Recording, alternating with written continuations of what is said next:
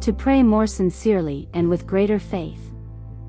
Allah has given people the means to seek help from and pray to Allah on all matters. And Allah has promised that He will definitely respond to His sincere servants' prayers.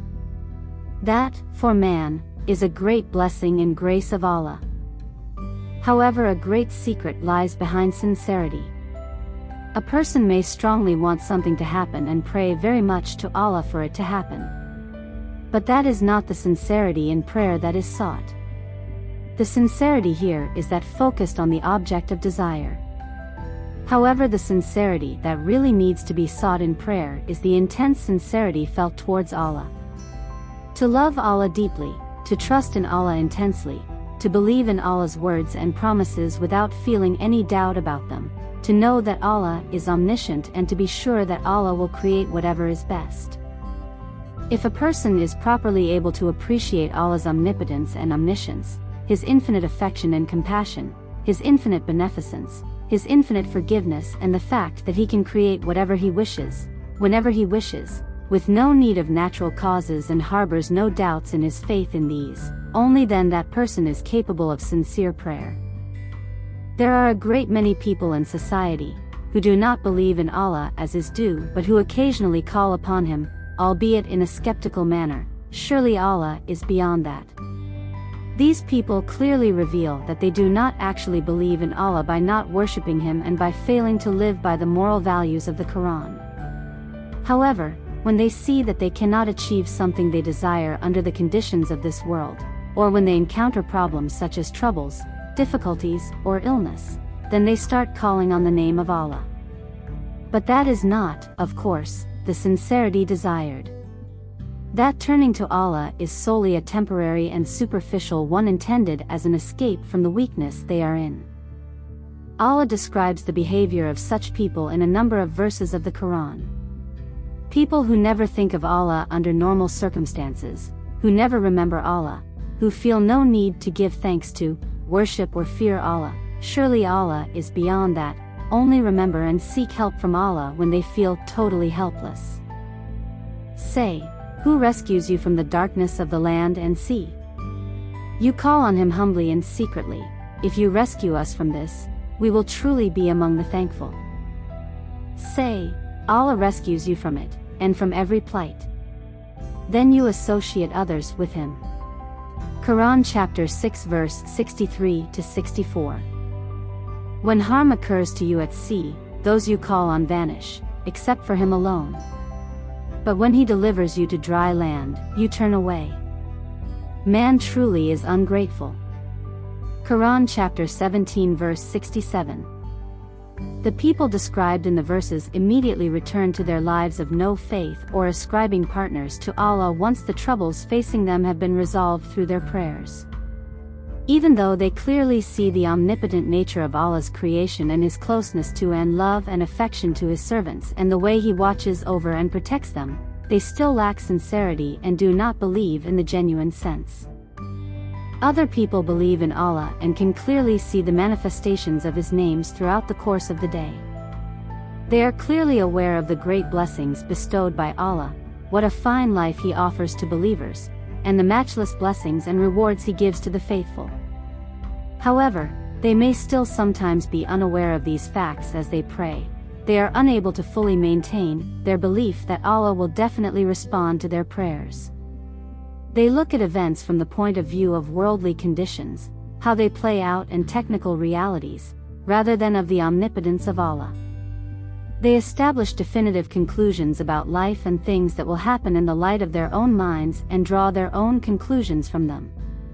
For example, they make technical analyses along the lines of 2 + 2 absolutely certainly makes 4, and it is impossible for any other number to emerge from that two numbers. And they reflect their belief in these technical analyses in their prayers. In asking Allah for something, they still effectively believe that it is impossible for it to come about under the conditions of this world. Surely Allah is beyond this. People who share such beliefs pray to Allah with a logic of, if only this could happen. They approach Allah as if to say, I know how these events will work out, and the end result is certain. but I am still praying that they will work out otherwise. They are unaware that with these ideas they are actually praying for their own analyses to come true.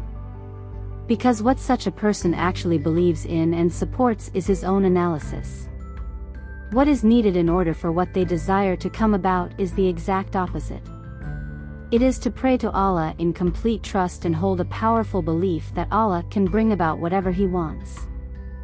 One of the most essential preconditions for genuine belief and genuine prayer is to eliminate one's own ideas that result from being taken in by the visible aspect of the life of this world. It is to know that in comparison to the omniscience of Allah, one's own mind is very limited and superficial. And it is to see one's own helplessness in the face of Allah's absolute power to create what He wants. It is to appreciate the fact that there is a difference between the externally visible aspect of events and the truths that lie behind them, and that only Allah can know this. It is to understand that analyses based on technical facts are generally deceptive and that Allah's might far beyond these. It is not forgetting that if a person harbors a profound love of, trust in and submission to Allah in his heart, then Allah can bring matters to a resolution in the best and most auspicious manner for him. It is to be sure that Allah's mercy will enfold His sincere servant who is troubled and in need. Allah shows in the Qur'an explicitly that everything is possible if He so desires. Allah extends His help to His servants from the most unexpected places, even in situations in which there is apparently clear evidence that no way out exists. Allah can bestow victory on a very small community or on very few people when He so wishes. He provided a totally unexpected way out for the Prophet Moses, peace be upon him, and the people of Israel when they were trapped between the sea and Pharaoh's soldiers. Allah gave His Prophet a child to preserve his line even though he was in his declining years and his wife in an age that she was no longer able to bear children. Allah created a means of escape for the Prophet caught in the belly of a whale. Allah created a way out for the Prophet abandoned at the bottom of a well where nobody could see him. The Quran contains many instances of Allah's infinite creative power and of His help for His sincere servants. The wisdom behind all these examples is that they appreciated Allah's infinite might and compassion and realized that His help can reach people in even the most unexpected situations. Allah reveals in the Quran that He will respond all the prayers of all those who truly believe in Him and who trust Him unconditionally, harboring no doubts, with full submission to Him. If my servants ask you about me, I am near. I answer the call of the caller when he calls on me.